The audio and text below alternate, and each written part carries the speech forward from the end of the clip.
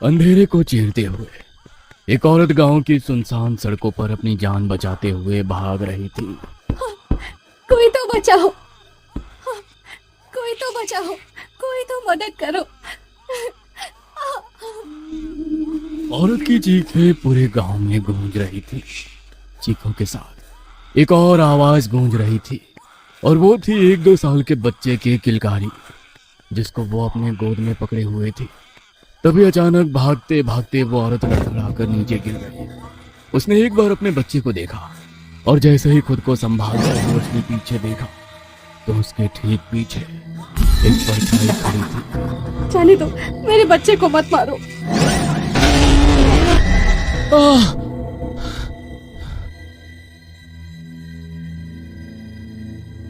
क्या हुआ मेरे बच्चे को? क्या फिर से वही सपना देखा?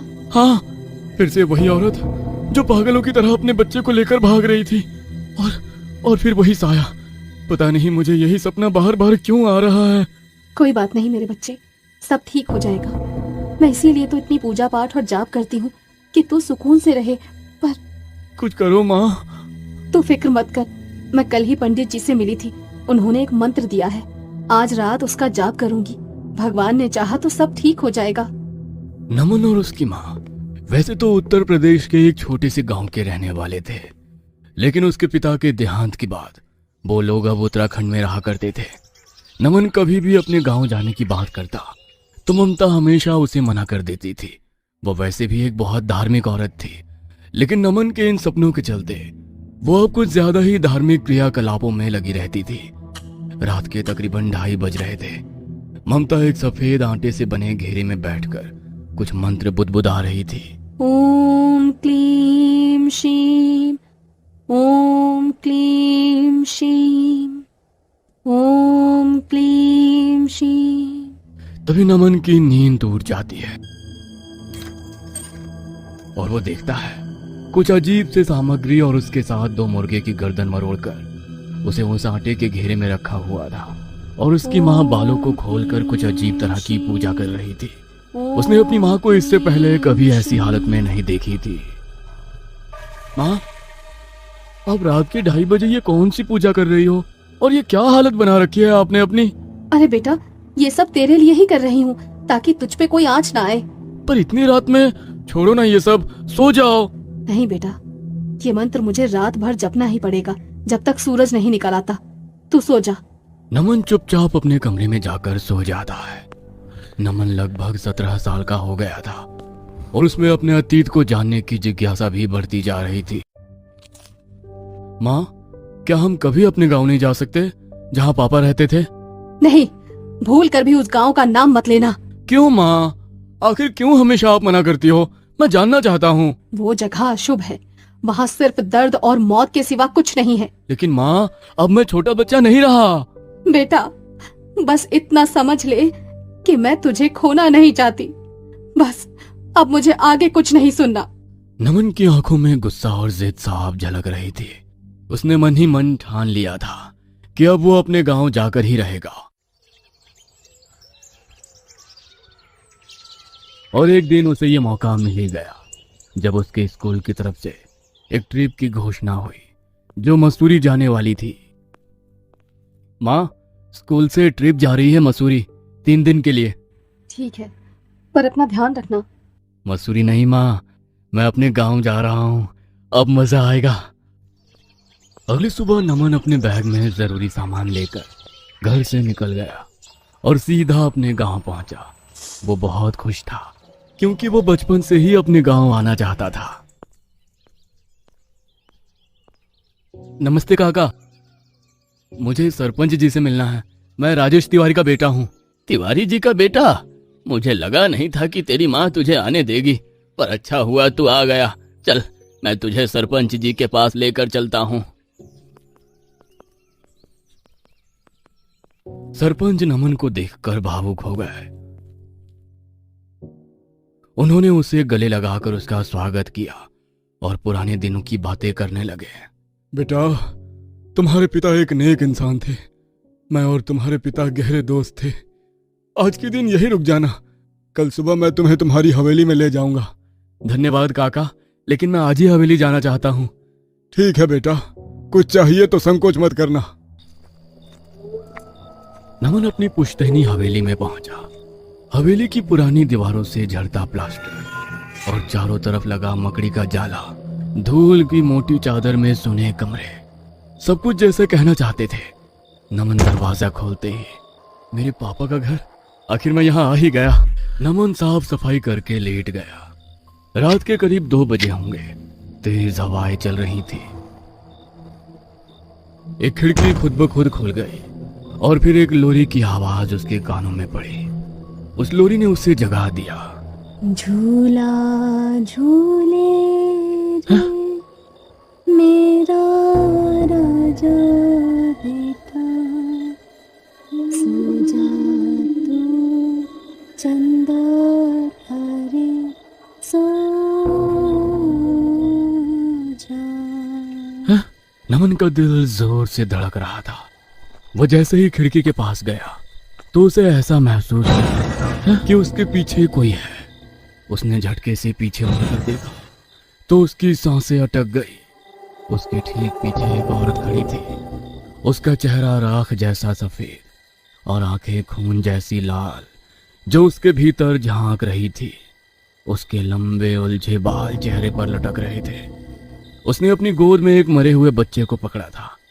एक पल के लिए उसने अपनी गर्दन को टेढ़ा किया और अजीब सी आवाज में कुछ बड़बड़ाने लगी और फिर अचानक वो हवा में गायब हो गई। नमन की टांगे कांपने लगी। ये क्या था? नहीं नहीं, ये सिर्फ मेरा वहम था। हाँ, थकान की वजह से वहम। उफ, वो वापस सो गया। जैसे ही आंख लगी, नमन ने अपने आप को एक वीराने में खड़ा पाया। उसके सामने एक औरत खड़ी थी। वो औरत धीरे धीरे उसकी ओर बढ़ रही थी। तू आ ही गया। अब यही तो तेरी असली जगह है। तेरा ही इंतजार था मुझे। नमन के सामने अतीत के पर्दे खोलने लगी। एक औरत जो बदहवास हालत में नंगे पांव अपने गोद में बच्चे को लेकर भाग रही थी। उसके पीछे कोई था, कोई खौफनाक साया। और फिर अचानक वो औरत गिरती है और उसके सामने वही चेहरा जो नमन ने सपने में देखा था। मेरे बच्चे को बचा लो, कोई तो इसे बचा लो। नमन चीखते हुए उठा। उसका शरीर पसीने से भीगा था। दिल बेतहाशा धड़क रहा था। ये क्या था? कौन थी वो? क्यों दिख रहा है मुझे? तभी दीवारों पर अजीब अजीब परछाइयां बनने लगी, कभी चीखते चेहरों की तरह, कभी मरोड़ खाते शरीरों की तरह। तभी पीछे ठक ठक ठक की धीमी आवाज आई, जैसे कोई चलता हुआ पास आ रहा हो। नमन ने कांपते हुए पीछे मुड़कर देखा। एक औरत का साया, उसका शरीर जमीन से कुछ इंच ऊपर हवा में तैर रहा था। कौन हो तुम? बोलो, कौन हो तुम? वो रुक गई। उसकी आंखों से काले आंसू बह रहे थे। नमन की आंखें अचानक उलट गई और वो धड़ाम से जमीन पर गिर पड़ा। अगली सुबह बदहवास हालत में उसकी आंख खुली तो वो पसीने से तरबतर था। कपड़े मिट्टी में सने हुए थे। बिना कुछ सोचे समझे वो उठकर भागा और सीधे सरपंच के घर जा पहुंचा। उसकी सांसें फूली हुई थी और आंखों में वही डर, जैसे किसी ने मौत को करीब से देखा हो। सरपंच जी, कुछ बहुत अजीब हो रहा है उस हवेली में। कोई औरत है जो सपनों में आती है और अब तो वो जागते हुए भी दिखने लगी है। बहुत दिन से वो घर बंद था बेटा। शायद कोई आत्मा का वास हो गया होगा। मैं पंडित जी से बात करता हूँ, शायद घर की शांति करनी होगी। उस दिन दोपहर में घर की शांति के लिए हवन किया गया, लेकिन उससे कोई फायदा नहीं हुआ। अब नमन को समझ में आ गया था कि माँ शायद सही कहती थी। यहाँ कुछ है, कुछ बहुत भयानक। उसने फैसला किया कि वो गांव छोड़कर वापस उत्तराखंड चला जाएगा। उसने बैग में कपड़े डाले और निकलने लगा। तभी इतनी जल्दी कहाँ जा रहे हो? दरवाजे के सामने वही औरत खड़ी थी। कालिका, लहूलुहान चेहरा, आंखों से झरता काला खून। तुम कौन हो और मेरे पीछे क्यों पड़ी हो? मैं कालिका हूँ। कालिका। कालिका? लेकिन ये कैसे हो सकता है?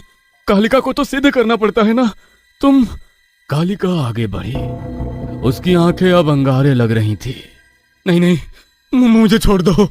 नमन ने बाहर की ओर दौड़ लगाई और सीधे सरपंच के घर पहुंचा। उसका चेहरा पीला पड़ चुका था। क्या हुआ नमन?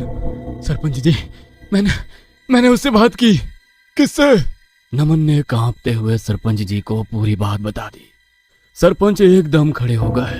हे भगवान, यह तो बहुत अजीब बात है। अब हम क्या करेंगे? तभी नमन का फोन बजा। माँ का नाम स्क्रीन पर चमक रहा था। कैसे हो बेटा? माँ आप सही कहती थी, मुझे यहाँ नहीं आना चाहिए था। क्या क्या कह रहा है तू? कहाँ नहीं आना था? हे भगवान, क्या तू उस मनहूस गांव में गया है? नमन, तू अभी गांव के बाहर निकल, मैं आ रही हूँ अभी। फोन रखते ही सरपंच जी ने उसे अपने घर में सोने के लिए कहा। अभी सुबह होने में कुछ देर बाकी थी। वो अपने आप से बोला, नमन, तुम्हें सच्चाई जाननी होगी, चलो। नमन फिर हवेली की ओर बढ़ा। धीमे धीमे अंधेरे रास्तों से गुजरते हुए वो फिर से हवेली पहुंचा। अंदर जाते ही उसने देखा कालिका दीवार से टिकी खड़ी थी, लेकिन अब उसकी आंखों में आग नहीं, आंसू थे। तुम आखिर चाहती क्या हो? बदला। कैसा बदला? तेरी माँ से। क्या? उसने तुझे मुझसे छीन लिया। तेरे पिता ने मुझे पत्नी के रूप में सिद्ध किया था, क्योंकि उसकी पत्नी माँ नहीं बन पा रही थी। लेकिन मेरे आने के बाद उसने भी आखिर गर्भ धारण कर लिया। और फिर तभी कोई जोर से चिल्लाया। नमन! पीछे ममता खड़ी थी। वो आई और नमन को खींच के ले जाने लगी। चल यहाँ से, तू झूठी है। अब तेरा समय पूरा हो चुका है ममता। वो ममता की तरफ लपकी, लेकिन नमन ममता को लेकर हवेली से बाहर भागने लगा। तभी हवेली के दरवाजे अपने आप बंद हो गए। कालिका खड़ी होकर मुस्कुरा रही थी। बिना कुछ बोले उसने अपनी शक्ति से ममता को उठाकर दूर फेंक दिया। ममता चीख उठी और जमीन पर गिर गई। तुम ये क्या कर रही हो? वो मेरी माँ है। और तभी नमन के शरीर में अजीब हरकतें शुरू हुई। उसकी आंखें तुर्क लाल हो गई। उसकी उंगलियां पंजों में बदलने लगी। मुझ में ये क्या हो रहा है? ये क्या है? तुम मेरे पुत्र हो। तुमने मेरे गर्भ से जन्म लिया है। ये औरत जिसे तुम माँ समझते थे, ये कभी माँ बन ही नहीं सकती थी। जब तुम्हारा जन्म हुआ तो इस काला जादू करने वाली औरत ने मुझे इस घर में कैद कर दिया और तुम्हारे पिता को मार दिया। तो इसने पापा को मारा था? हाँ, और फिर तुम्हें लेकर यहाँ से भाग गई। ममता जमीन से उठी।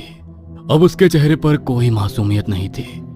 अब जब सब कुछ जान ही गए हो तो सुनो, मेरा बच्चा मरा हुआ पैदा हुआ था। मेरे पास और कोई चारा नहीं था। अगले महीने तुम 18 साल के हो जाओगे। अब मैं तुम्हारी बलि दूंगी ताकि मेरा मरा हुआ बच्चा वापस जिंदा हो सके।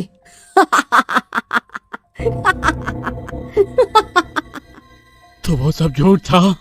वो प्यार, वो ममता, वो सब नकली था? हाँ, क्योंकि तेरे जैसा दानव मेरा बेटा हो ही नहीं सकता।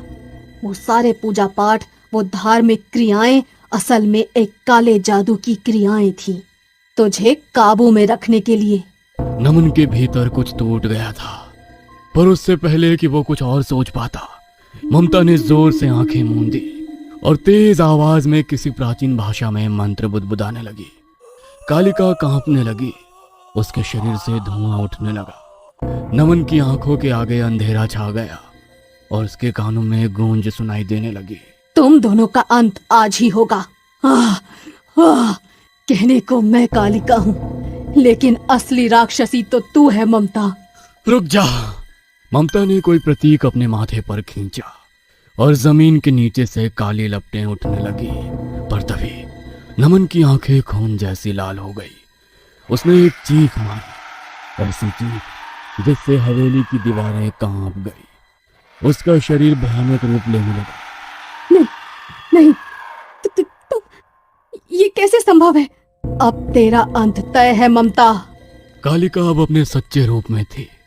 आग से घिरी, आंखों से नीली ज्वाला निकलती हुई। उसका हाथ ममता के सीने को चीरता हुआ आर पार निकल गया।